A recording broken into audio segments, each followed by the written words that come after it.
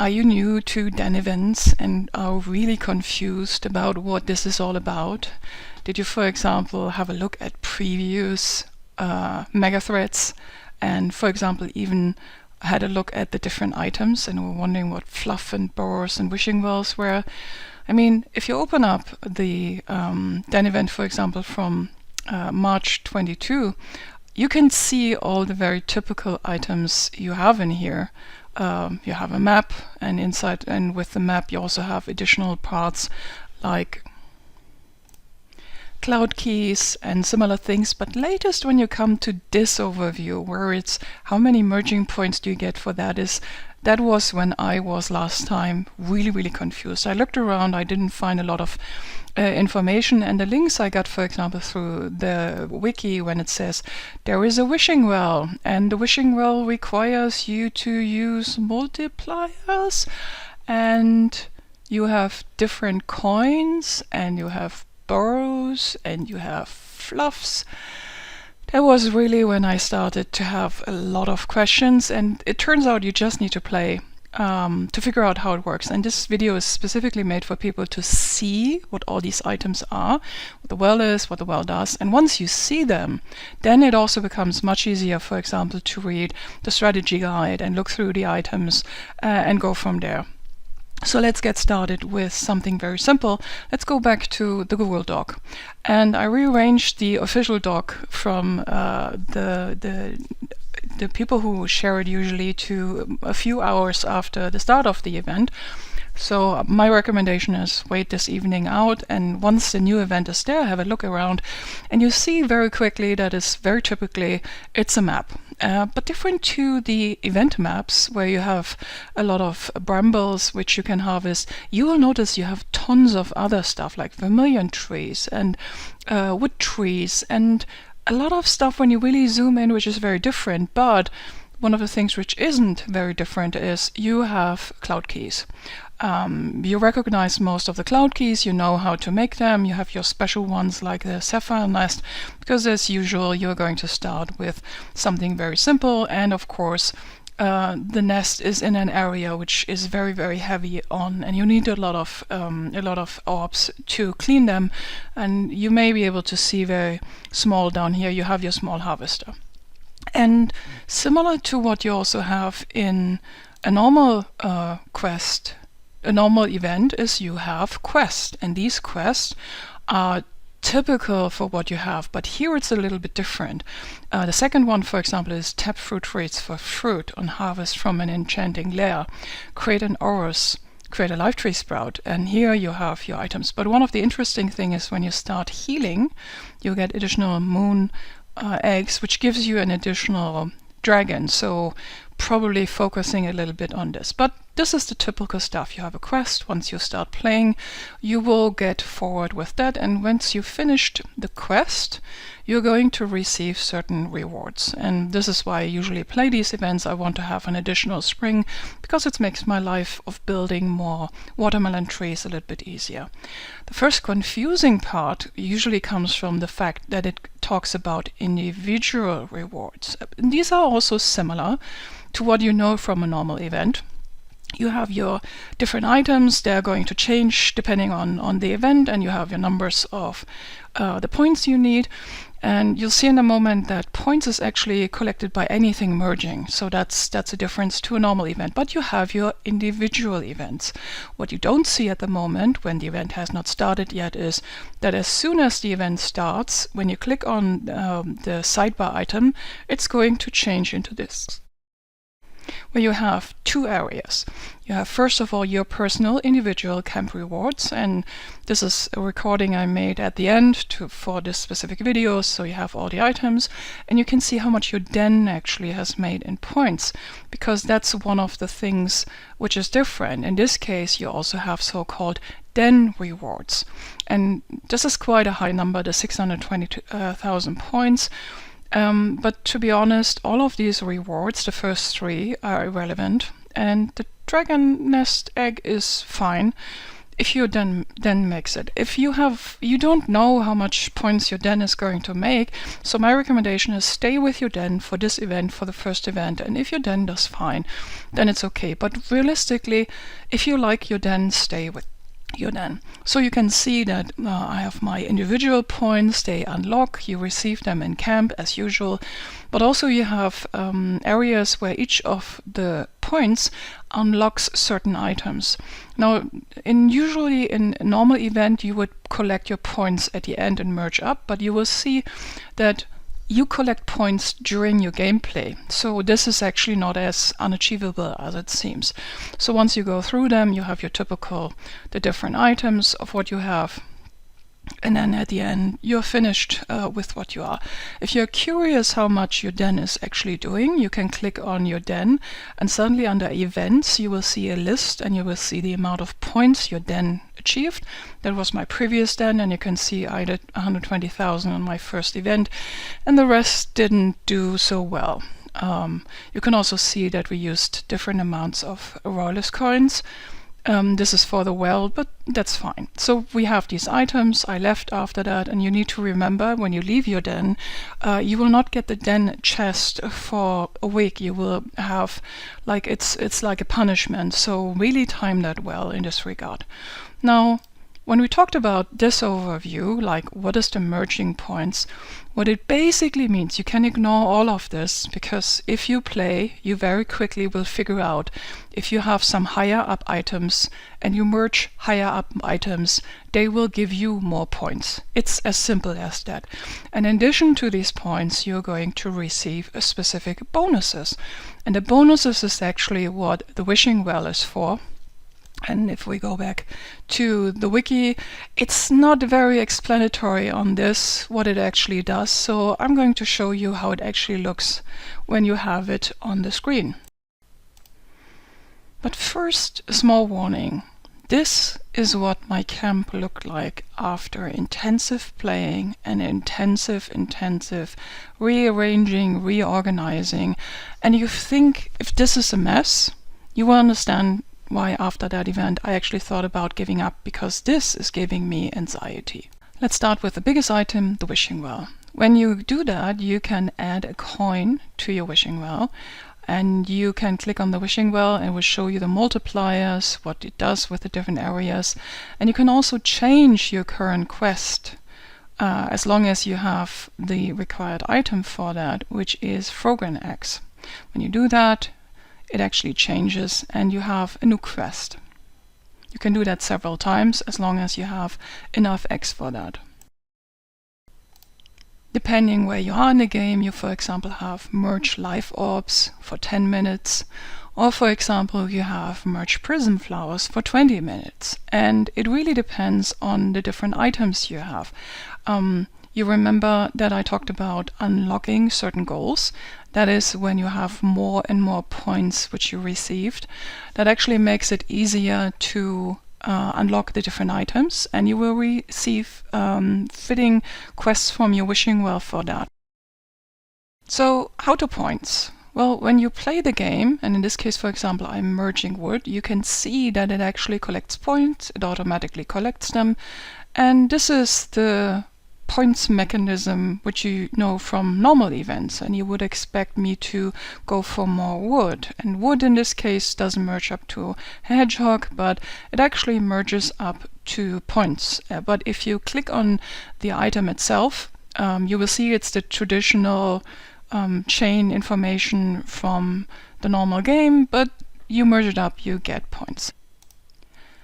So how do you get your bonus points? Well, you actually work through your quests. For example, now I'm at the end of my hill quest, and at the end of a quest you are going to see how many bonus points you got doing this, and once it's done, it shows how many you have, and then you can throw in the next coin.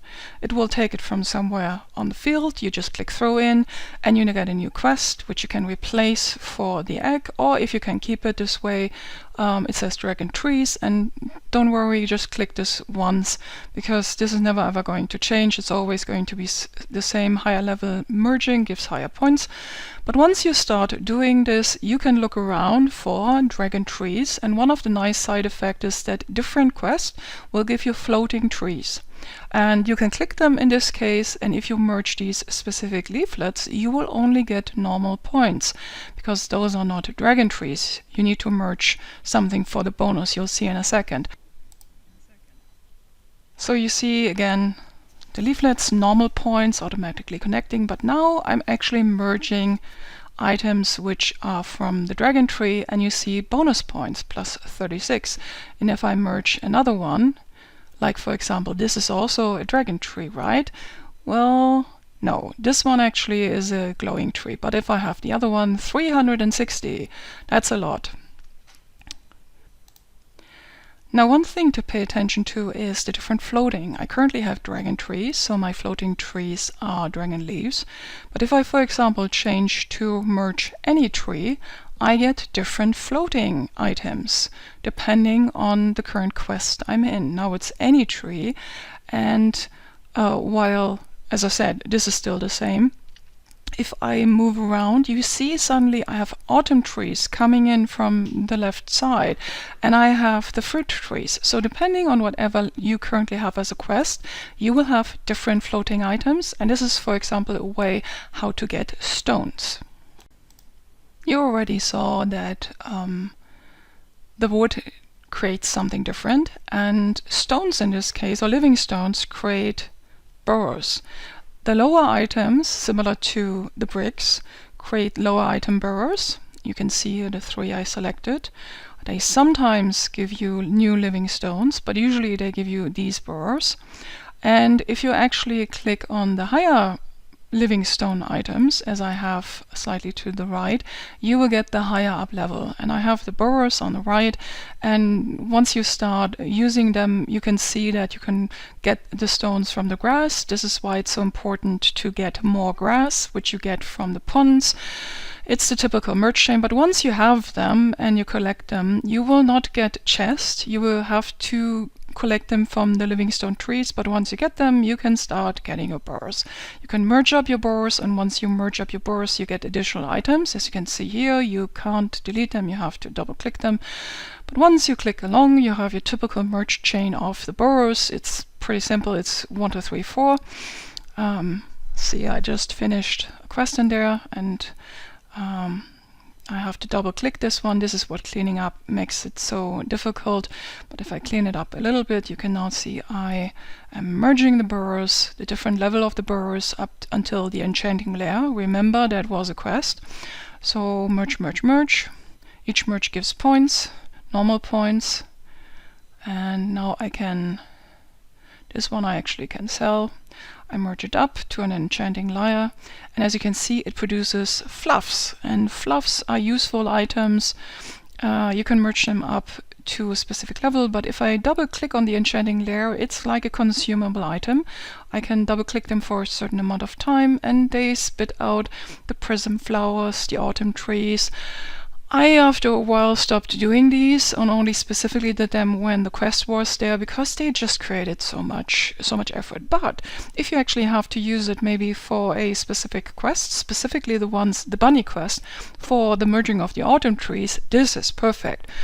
You don't have any useful level for that, but this den event is actually what this is about. So this was enchanting layers. Let's go on to the fluffs. And a quick look at the fluffs. These are items, when you click them, they produce, for example, the coins.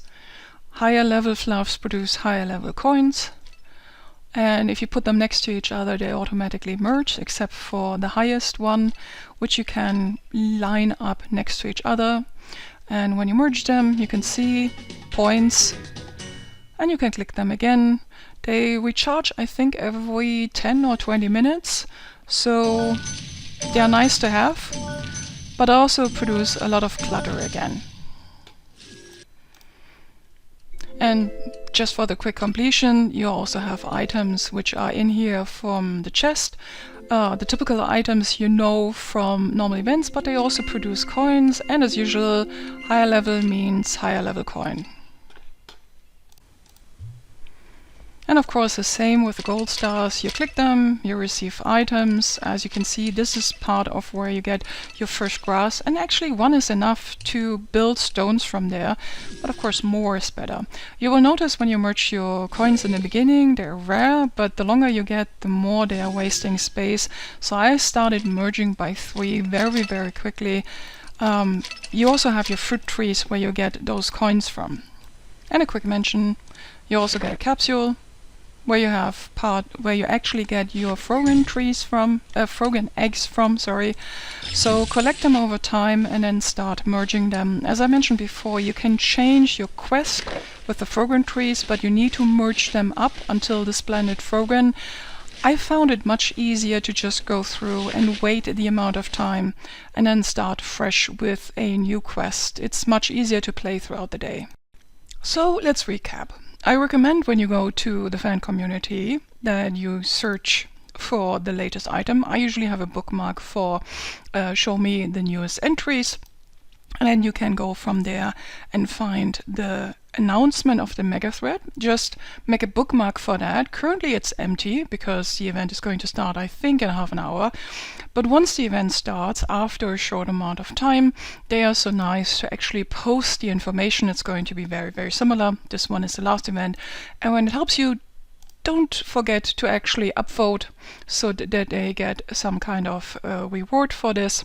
And when you're in that inside of the Megathread, now it will make more sense.